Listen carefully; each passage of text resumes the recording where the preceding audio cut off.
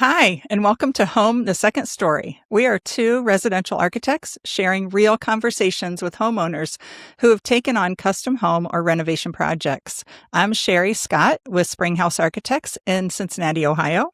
And I'm Marilyn Modinger of Runcible Studios in Lancaster, Pennsylvania and Boston, Massachusetts. And today we are joined by John and Lauren Katzman from Columbus, Ohio. Welcome. Thank you. Thank you.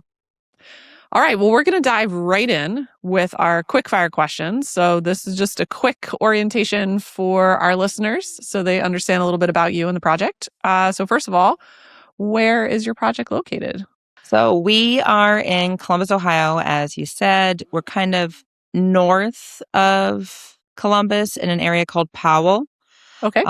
which is a nice suburb outside 270 here in Columbus, Ohio, kind of right by the zoo, so it's really nice. Oh, was the project a new build, addition, or renovation?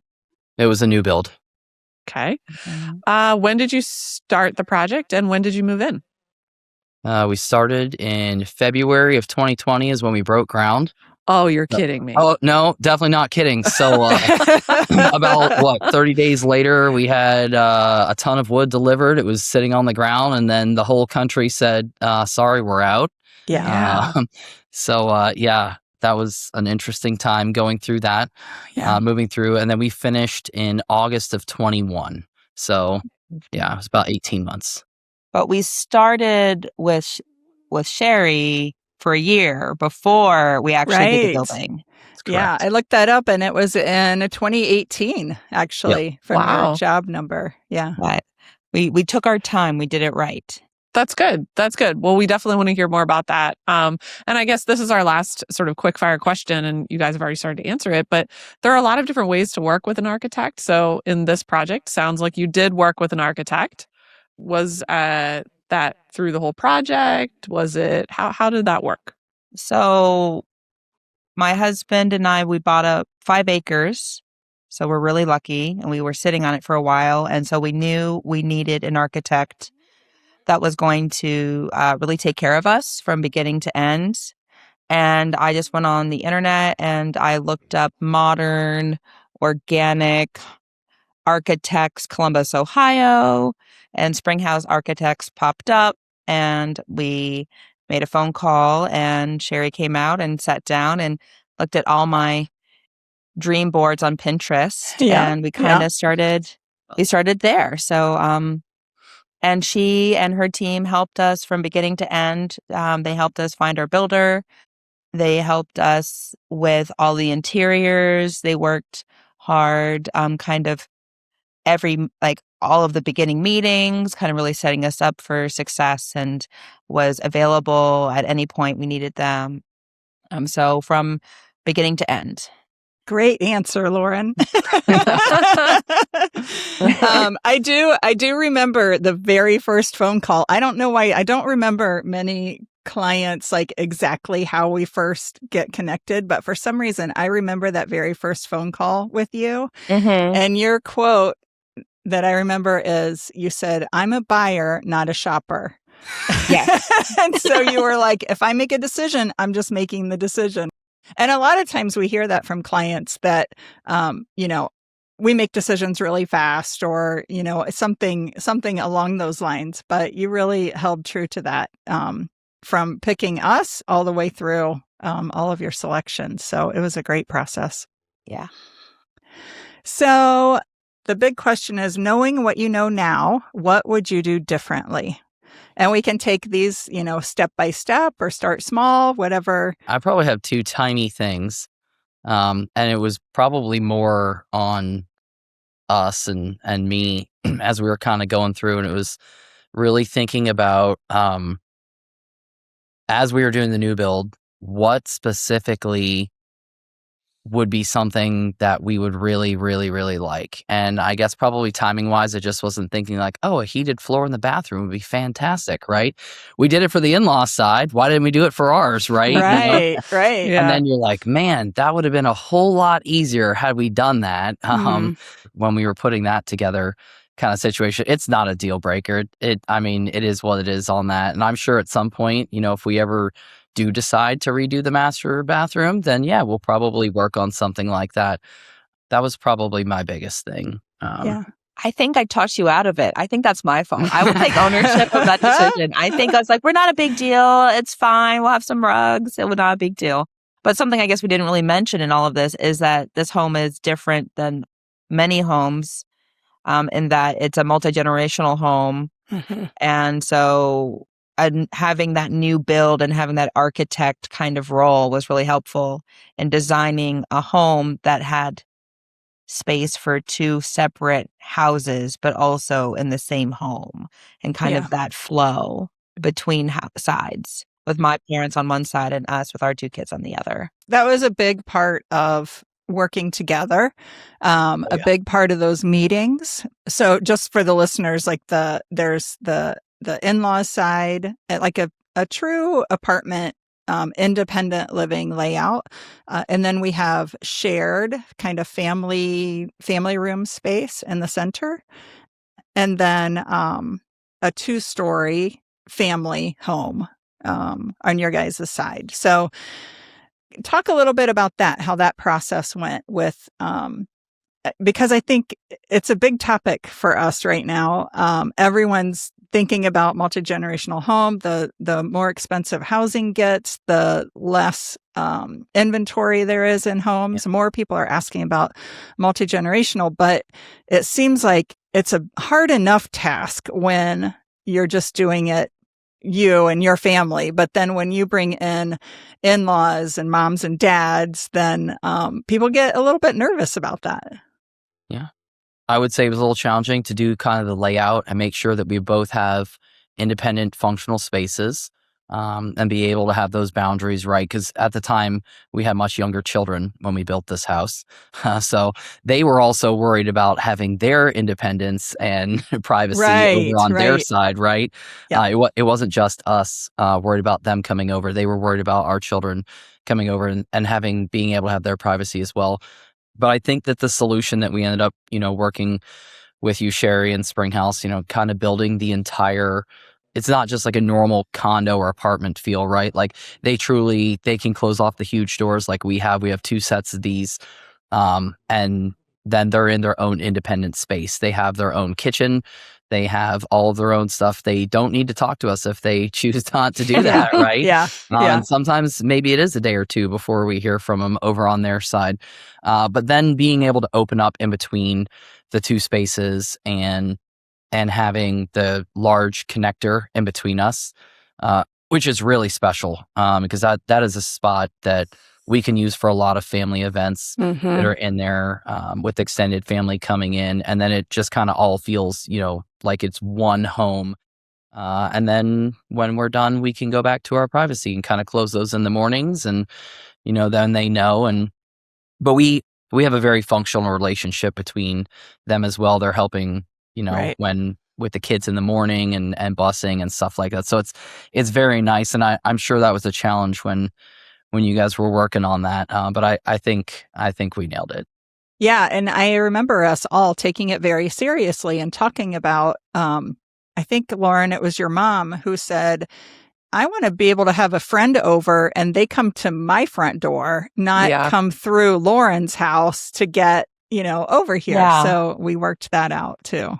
That was easier to design with you. That was a whole lot harder to get the township to agree to that. So 2 front doors on a house is not something normal. They don't like that.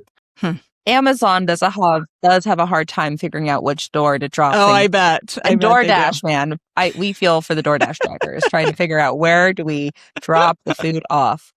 But no, I would say it worked out great. I would say something that really helps with that feeling more than just an apartment is just the height of the room, their main living area, and the windows that were, designed in that whole space. It's just this very well sunlit space. And our side is too, of course. And my mom, I wasn't realizing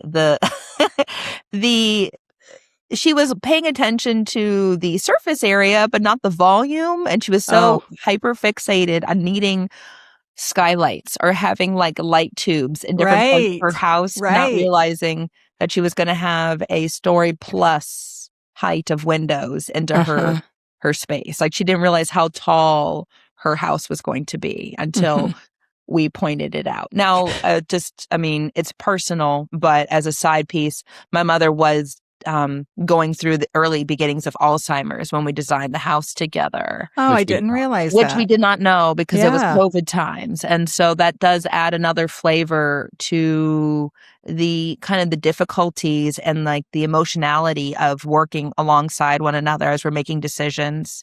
And also, I think it helped explain some of her hyperfixations during the whole process. Right. But I mean, it's really nice now that we're all here together to help take care of her. Yes.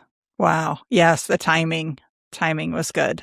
And along those lines, I think, planning intergenerationally means that you're planning for multiple phases of life. Some of those phases, you might not even know what is in store, right? And so I'm curious to hear a little bit about, as you were designing, as you were carefully thinking through what you imagined things would be like, or imagine all this, now that you've been in the house, what are some things that you got really right? And what are some things that, well, if I had to do it over again, or if I know, or is there anything? I don't know. Sheri's here. She Please speak freely. So we can, No, you're good. You're good. But I'm curious about that because there's the careful planning and then there's the reality of living in it. And Right. you guys now have, a few years of living there. So I'm curious about that. I got two things. I want you to go first. One good and one that I think I messed up. But I think for mine, it's not a design flaw. I think it's more of a materials choice. We have beautiful floors. oh, We have beautiful floors. They were so well done. Solid wood. Solid wood. Yep, maple. Yep. Amish made, very Yep. beautiful, very well. I mean, the people we worked with were fantastic. They've already come back out a couple times to fix problems that have happened to this beautiful hardwood floor. It's a little delicate. But I feel like I look at it wrong and it like scratches. Maple? Really? You can just see every little bit. And maybe I just need to put carpets down. I have no rugs anywhere. And maybe that's like, I need to fix that. It would help with the echoes. This house is a loud house. Yeah. Because we have such high ceilings. But I would say I kind of wish there was something a little bit more durable on the floor, especially if I get a dog, because I want a dog. Oh, yeah. So, Yeah. but I mean, the floor is great, but I worry about messing up such a nice thing. Yeah, that's interesting. I don't think that I would have counseled you differently, knowing that, because maple is a very hard wood. And I know the quality that you guys had installed was very high. So, yeah, I just wonder if it's one of those where, because it's a new build, when it went in, it was so perfect, no scratches anywhere, that you're expecting to keep that for a long time. Yeah, I have. That's fair. It's Yeah. lived in. We have young children, right? I mean, yes. things are going to happen. It is a little sensitive to staining for certain things. Oh, Which is a little different on that, but yeah. But the floor is awesome, but it's a little lighter on that. Something you would reconsider. Yeah, or maybe a different coating if we ended up lacquering it or something to harden the surface, right? And prevent potentially scratches from dog claws or other things, potentially something like that. Yeah, that could have been a little bit different if you had used like a pre-engineered wood. You could get a harder surface on it. But we love the natural look where it's a little lighter. It's not shiny, right? So it really reflects beautifully, and the aesthetic of the house is perfect with it. So Yes, very much so. Good. all right. Okay, you want to say something? One thing I think we absolutely knocked out of the park, for sure, and I know we worked on it a lot with you, Sheri, was the playroom upstairs. Oh, yes. The playroom is So great. it's a huge room that's upstairs. We were kind of like, hey, are we going to do, 2 more bedrooms upstairs, or, are we going to make this a functional space for kiddos and do the playroom? and we kind of went around a little bit, and then we started working. And okay, let's just paint it. Okay, let's put some drywall. All right, well, we're already in it, so we might as well just go ahead and finish this thing off, right? Right. And the way that we ended up working with you guys and building that bed system on the side, right? It's just a low bench system that has tons of storage cubbies underneath that we can put the plastic bins in, and the kids are up there. There's a TV, there's a couch. They can just go up there and make a huge mess. We sure make Amazing. But it's contained, right? And then we don't have to look at that for a while, and finally you're like, you got to clean this up. That works so well for like cousin sleepovers and other things that are up there. They can, be up there. It also helps that it's over our master bedroom in there, and so we can hear them early in the morning if they're getting into trouble or doing other things or staying up late at night.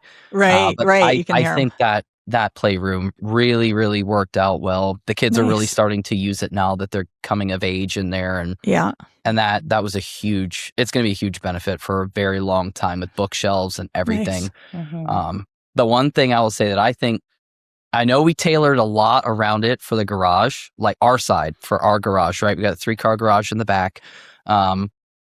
I think I would have made it a tiny bit taller and raised the roof on the house a smidge. Because I am very mechanically inclined, and so we made it so we could fit the boat in there, but I wish I would have made it a tiny bit taller for a lift for a car. I'm doing that for a client right now. Yeah. So that I think I probably we could have changed that and made it, and honestly, it's not even that big of a deal. It's not like it's a deal breaker or anything.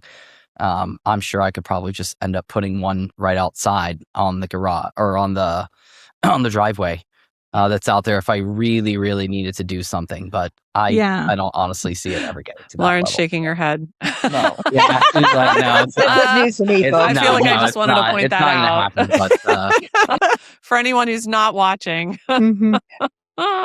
Too funny. No, I mean, I think there was a lot of thought and consideration put into place in that garage for the boat, and like how the maneuverability of that back space with the driveway, and like where can we park a boat, and how much room do we need to be able to back it in, and like there was a lot of like just math done to figure out that spatial, and to come around the pond all the way around. Yeah. Now we have had people give us guff that we did not include the driveway in front of the house. I know we talked about that, but you wanted to be connected to the pond. This is an interesting lot where we designed the house so it sits with the front of the house faces the pond, the natural pond that was on the land. It's just beautiful. And we wanted to be close enough to it that we felt like we were on the pond. Oh, yeah. Yeah. But then we didn't want to pave it all with driveway all the way through. I still don't want to pave. So I am happy with our choice. But again, the Amazon truck drivers have a hard time realizing that they're not allowed to drive on the gravel sidewalk that is in front of our pond. Or we've had friends who complain about it, like, why didn't you put a driveway? Like, because I don't want cars in front of my house blocking the view. I don't want to be sitting in my house looking at a car. I want to be sitting in my house looking at a pond. Yeah. And those are important decisions to make, So is there anything, I know you guys used Bell Point as your builder, and we found them through a process of interviewing them, asking them for ballpark bidding, and then you guys really ended up having a connection with them, and they ended up being your builder. Was there anything during construction that surprised you? Yeah, I would say, well, I mean, good stuff. I know a lot of people are extremely intimidated to build a house, right? A custom home is not an easy undertaking, which is why you really have to trust and believe in your architect when you're doing that, and your builder, right? And between you and Bell Point, I personally never felt like we were, oh my gosh, what are we walking into, right? We had weekly meetings. which were fantastic. It was a 3-week layout. Here's what we did last week. Here's what we're doing this week. And here's what we're doing the week after. Right. Yeah. And that was very important. And the way that they would address issues like, hey, I know this works on paper. I know this is what we designed. But maybe we have to change something just a tiny bit. Yeah. Or, hey, I know that we were, we selected to use this material. We know that it doesn't respond well in certain conditions, or it doesn't mesh with the other piece that you're going to use. And we would always have 2 or 3 other options. Here's the option that we would choose. Here's the option, that potentially could be a better alternative, or, maybe the same, but doesn't provide exactly what we wanted. So there was always 3 choices, a comparable price, here's the functionality you're looking for. So we never felt like we're walking in and there's a problem and we had to solve that problem. And sometimes it did come back to where we had to reach back out with you, Sheri, and be like, hey, we got to kind of do a little tweak or redesign, or one of the other architects, right, that we were working with, and kind of going through that. And I always felt supported. I cannot say enough good things about it. I've had so little stress when we were building this house compared to other friends or family members when they've done it. And there's like, it was the worst, 24 months of my life or something. Wow. Right. Yeah. Well, we hear that a lot. Yeah. It's the team that you build. Whenever I talk to people, I usually use the word safe. We were so safe. And during a pandemic, when the world doesn't feel safe, but we felt safe building a house during a pandemic, like that is, I don't know, magical. And no, it was, we couldn't have asked for a better team. Agreed. I'm curious about, so obviously the premise of a lot of what we talk about on here is how people can share wisdom having been through the process. Mm-hmm. What I'm also interested in is that many people are concerned about putting together an A team because they're concerned about cost. They're concerned it will be too expensive to do it this way, and it's better to muddle through and save the money, or at least they think they're going to save the money. Can you talk a little bit about what prompted you to go this route in the first place? To go with the route that meant assembling that A team and spending a little bit more on the A team, but hopefully finding what sounds like a pretty serious amount of value. Oh, yeah. I'll say from my side, when we were doing the selection and kind of working through everything, my parents had built 2 houses prior. So I had a little experience in the new build, foray, if you want to call it that, and going into that portion. And we leaned heavily on my parents and my father, especially through this build process. And hey, kind of I'm gonna let you know what's going on here especially when we were looking for that.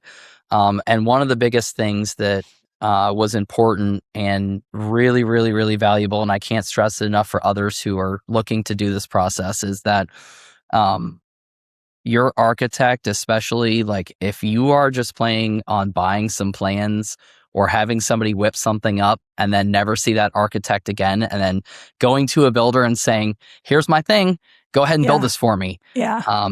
That is very hard to do. I don't care if you're the best builder in the world, because you are reading somebody else's stuff. Yes, there's numbers on there. Yes, there's a vision on there.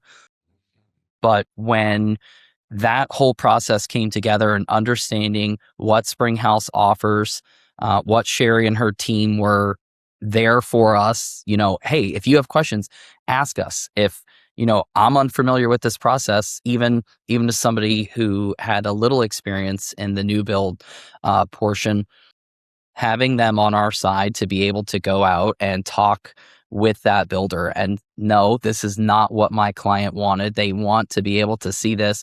This is the vision that we saw. When that can be relayed and there's real-time conversation that happens between those two, everything just goes so much smoother when you're in there, instead of them sending an email and waiting or never hearing back. Or like I said, if you buy plans, you're like, build this for me. That person's never going to respond to you. That architect doesn't matter to that project, right? And when we had originally looked and talked with both Springhouse and Bell Point, and everybody met up on the property, we all walked the property, and then they're like, wow, like are you a hunter? Like, can you see yourself doing this thing? Like, we love the pond. Like, everybody was kind of in there and feeling the connection of what had been, put on paper and that dream. And that was really like the key of like, these are the people who I want to build my house. Sheri, I don't know if you remember when we went and looked or talked with one of the other builders in town for this project, and we sat down, and they're a huge builder, like huge builder in Columbus, Ohio. Okay. Like, and they said, yeah, we can build the house. I said, that's not what I'm asking you. I'm asking you if you want to build my house. And the answer I got was, I can build the house. I said, that's not what I'm asking you. Yeah. Right. Do you want to build my house? And about a week later, we got the no, because it was, not a big enough project, probably timeline for some other things. But that is so important for people to be able to ask and feel. It is not a one-way street. You are paying people a lot of money to build your house the way that you want your house to be built. And that is what matters the most. If they are not into it, if they're not sharing your passion, it's not right. It doesn't matter. To add on that. Here, here. Yes, Right? I know. I'm like saying all the right things. Thank you. I don't know if I can even I'm not going to try to top that, obviously. I'm just going to add to it a little bit. Coming back to that question of money, one thing that I feel really blessed in is that I'm married to a man who doesn't cut corners to save a couple bucks, where I feel like we've had experience from friends and neighbors where there's maybe a person or both people in the couple where they are counting the pennies, but in the end, it's going to cost them dollars. It's going to cost them hundreds of dollars. And so we want to do it right, and we want to do it right the first time. And we knew with our team that it was going to be done right. And we felt that kind of open communication, like we've already mentioned. And in the end, we've witnessed our neighbor across the pond build a house with a lot more struggle, I will say, where we'd never struggled. It wasn't a struggle. And in the end, I love my house a lot more than I love my neighbor's house. And I watched the struggles that they went through, and it caused me anxiety. Yeah. Anxiety that I never had when we were building our house, just watching someone else, because they were cutting corners. And in the end, you can't take the money with you.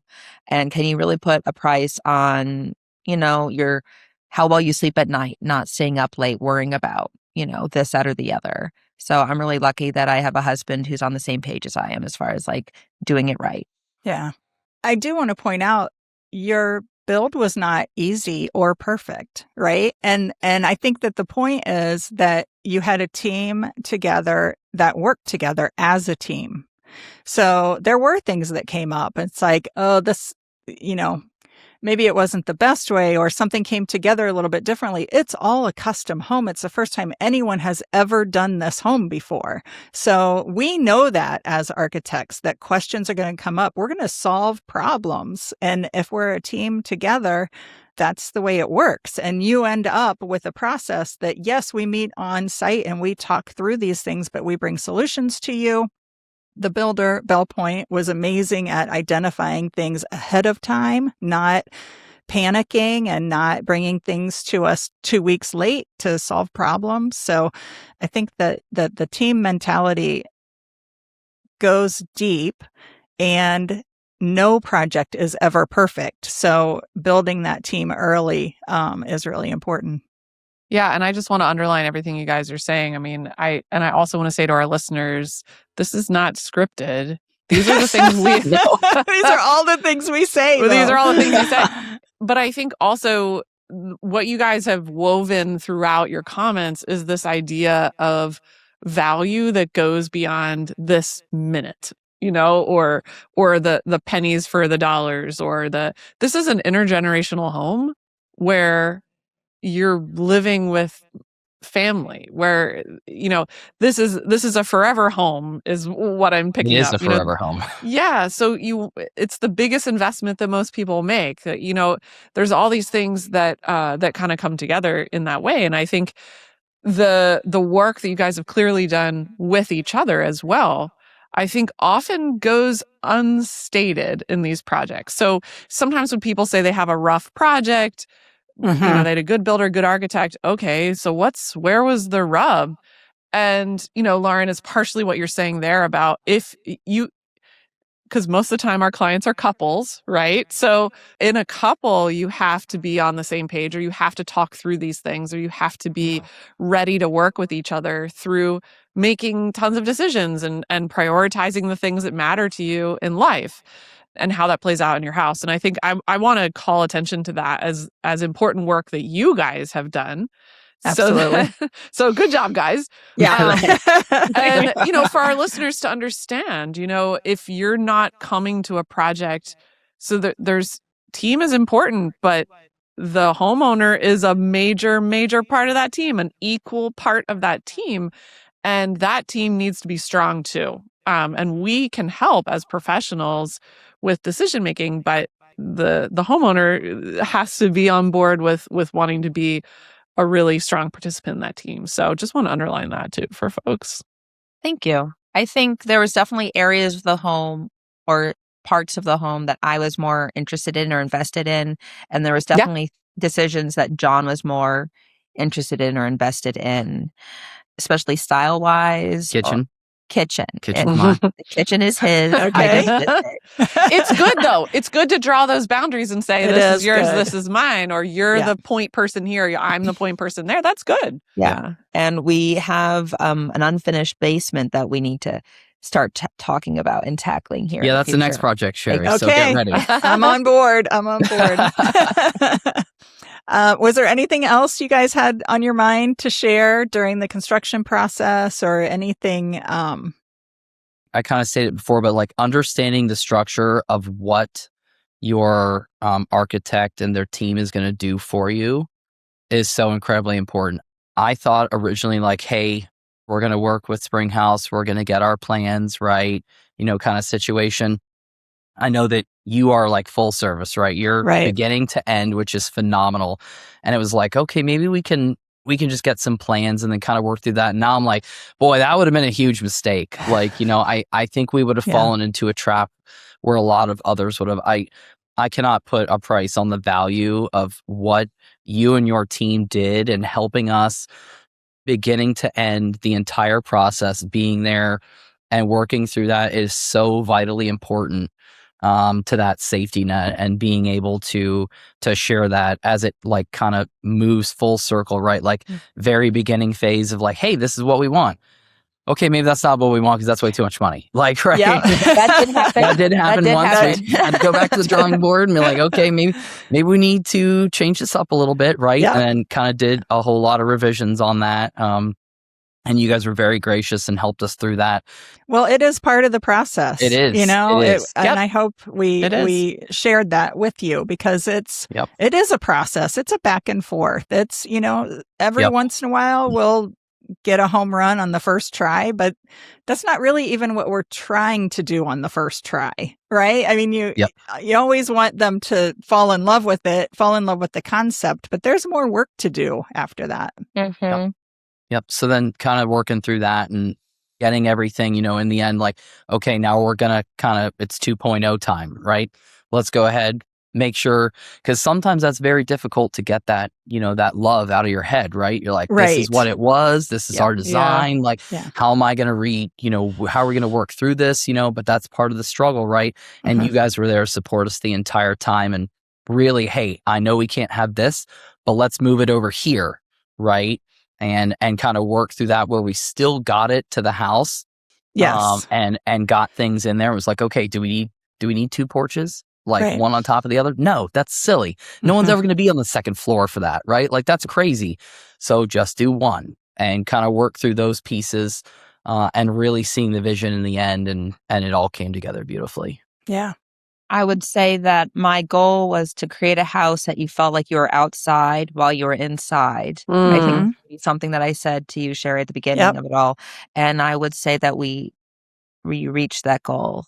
Oh yeah. magnificently. Like we're sitting here at our dining room table, and I'm looking at the woods. Yeah, we have woods in front of us. We've got Yeah. pond over here. We've got everything the kids can look out and see, ducks in the pond and all that stuff. And we have deer in the woods. It's fantastic when you wake up in the morning, except maybe when a raccoon's looking at you and she's trying to Or the goose standing on top of your grill.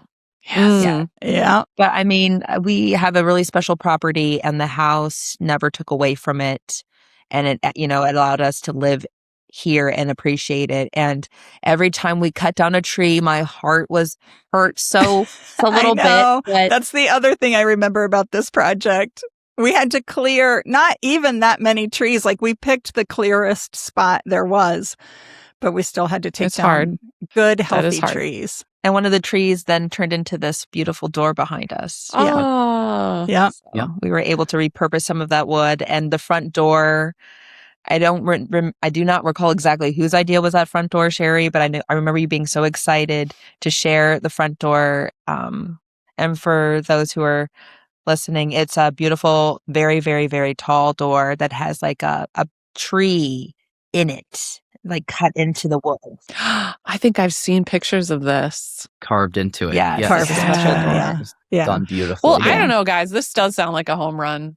It's a home run. I'm very excited to come home every single day and see my house, and people who drive by, they're like, we had a lot of looky-loos when we were, just finished, right? We didn't have any of the rocks in front so that we couldn't block them, and they were driving back seeing the other new build that was near us, and they were, gosh, like, we love your house. Who's your builder? And Lauren's like, can we just have some privacy, please? Like, we're back in the woods. We didn't want anybody seeing where we were. Right. It's got to be quieter now. Yeah. Mm-hmm. So we always do a wrap-up question. I think you've probably already answered this, but we always ask, we know no project is ever perfect, but we would like to know what's something about your finished home that you love every time you see it or use it. It's more of a feeling where your shoulders drop out of your ears. Oh. Yeah. Yeah, a lot of relaxation. Yeah. I would say, even though the house, it's very, very nice, right? It still feels extremely functional. Yeah. For everything that we have. Especially we come in, if I'm working outside, we're cutting, a lot of grass that's out there. I'm working in the pond because we do a lot of pond management. We have a mudroom, and it's fantastic. And we can get things cleaned up in there, and then we don't mess up the rest of the house. It's just very easy, and everything around really feels like it's meant to be there. There's not like spots in the house where it's like, man, I haven't looked in that, drawer in 3 years. No, everything in this house gets used the way that a house should be. It's beautifully functional. Yep. Yes. Yeah. In a relaxing way. Thank you, you guys. You've filled up my ego bucket today. And I appreciate it. I loved that project. I look back on pictures of it and come across the drawings every once in a while. And it's a pleasure to have been able to work on your project. Oh, same. Yes. I'm very happy that we ended up meeting you and working with you and your team for sure. Yeah. Perfect. Great. Yep. And I feel like for our listeners, this too can be you. If That's you right. put together a good team. If you put Absolutely. together a good This is, team. you can be on the podcast in a couple years with a story just like this if you put together a good team. That's right. Thank you. Thanks for your time. Absolutely. Thank you. Thank you for having Thanks, us. guys. Well, that was fun to hear about how great you are, Sheri. I know. It's nice to hear every once in a while. Well, I will say this, we just had this whole long podcast where there was all these lovely things. Usually as working professionals, as architects, contractors, builders, whatever, we don't often get to hear these stories about how people are looking back on their build or their design process or enjoying the space now. So I think that's pretty special. And also for our listeners, we don't often get to hear that ever. Yeah. Yeah. So that's nice. So yeah, that was very nice. They said a lot of very kind things, which I appreciate. It was a great project, a great team. I agree with, what you had brought up, Marilyn. They were great clients. They they listened, they took in information, they pushed back and asked for what they wanted. And it really was kind of textbook. And like I said, not a perfect project, but Right. textbook in solving problems and redoing and really getting to the point of something that you love. I think that's the key. And one of the themes that continues to come up as we interview more and more folks is to push back and stand up for what you want, and that there's a way to do that while still maintaining strong, positive relationships with your team. Right. I mean, you're saying that they did push back or ask for things that they wanted, and that not only was that good from your perspective, like you want them to do that, it's their house, but also you are able to continue having a great relationship. And I think sometimes people are afraid if they stand up for what they want that it's going to be bad for the relationship or it's going to cause problems. And if that's the case, if you're a homeowner and you're embarking on a project and you feel like you can't bring things up, don't hire that person. That Right. should be something that you should try to discern early before you hire them. In that interviewing process, figure out how open your team is to you bringing up those things and pushing back. And if the person says, no, it's my vision and I do what I want, then that's probably not a good fit. Right. For most people. Right. For most people. Yeah. And I will say, we work really hard. We like our clients so much, but we work very hard to keep a professional relationship, especially during the project. And that helps people be comfortable and confident coming to us and saying, this isn't quite right, because we're not best friends. It's a fine line and it's hard not to, really be best friends with your clients sometimes, but I think it's important. I think it's important to keep a professional relationship, so that everyone knows their job. That's a really important thing. We haven't really talked about that. Maybe we should do a little snack or something on that about the relationship, the sort of how to maintain a professional relationship, what that entails, how to because we are, as design professionals, getting very up close and personal to people's lives, asking them all sorts of questions about, their personal lives. I mean, we're designing their bathrooms, for goodness sake. Like, you need to know a lot of information. And for us, we've kind of heard it all before. For the most part, never say you've heard it all. For sure. Then you'll be surprised. Yeah, exactly. But I think that's part of it, and for people to feel comfortable bringing those things up. So I also think that they said it towards the end, but that this is a forever home, intergenerational home, 5 acres. They found their perfect spot. Like, this is it. So it is worth it to them, and they understand the value of taking the time, doing things the right way. Taking down the trees on the lot, which was really sad, but also turning that into the door and honoring that, sort of story. And I think when it is your forever home, that really unlocks a lot for homeowners, because it's a legacy. It's not just a flip or a, 5-year thing. Right. Yeah, I love that.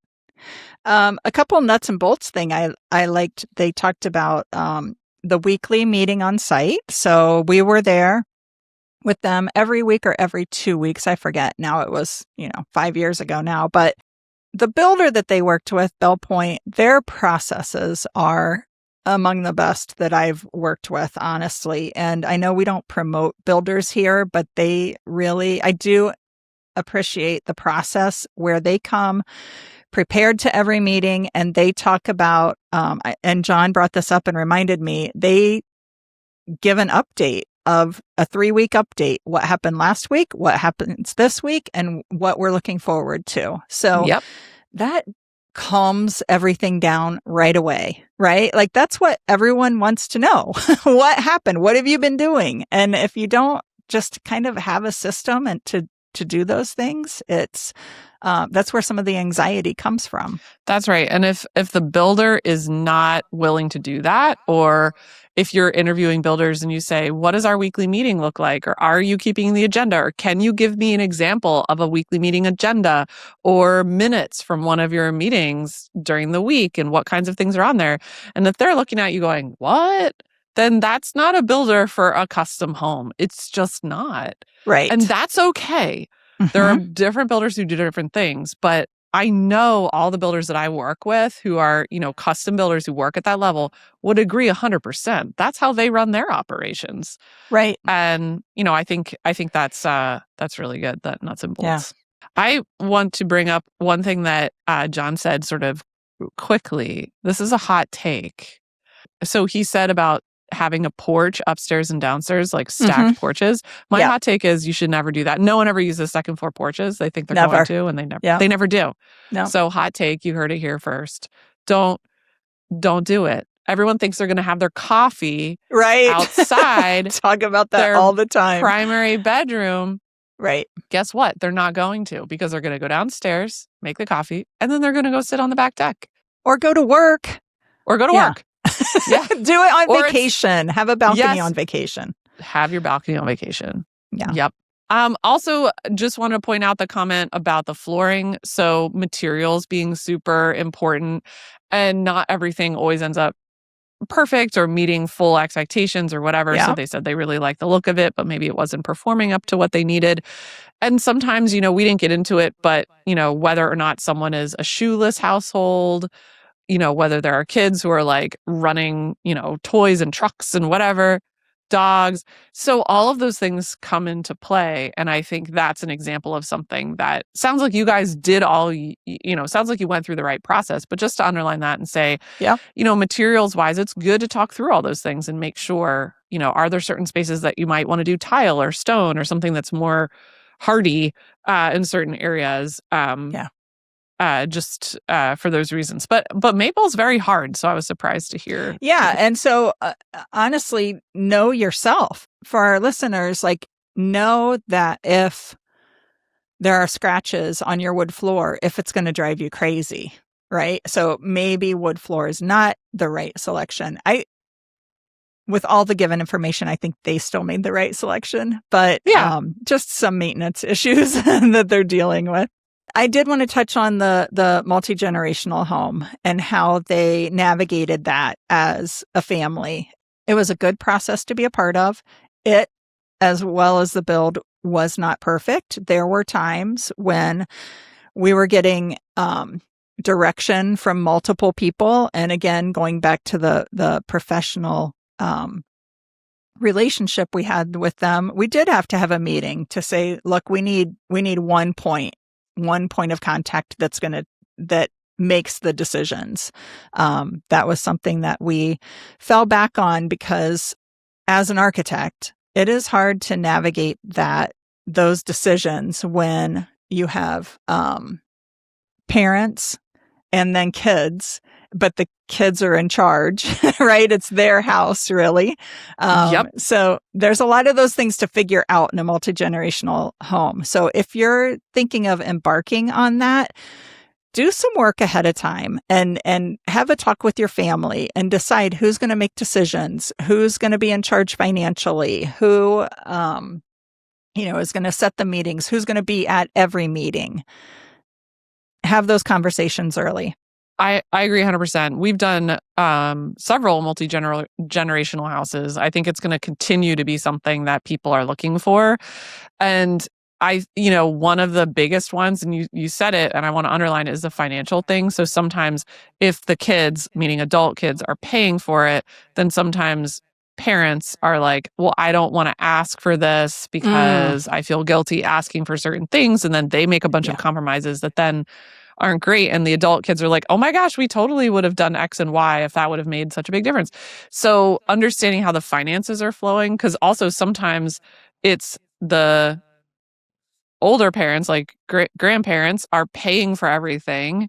Right. but they have a much smaller portion of the house. Also, how is your equity working?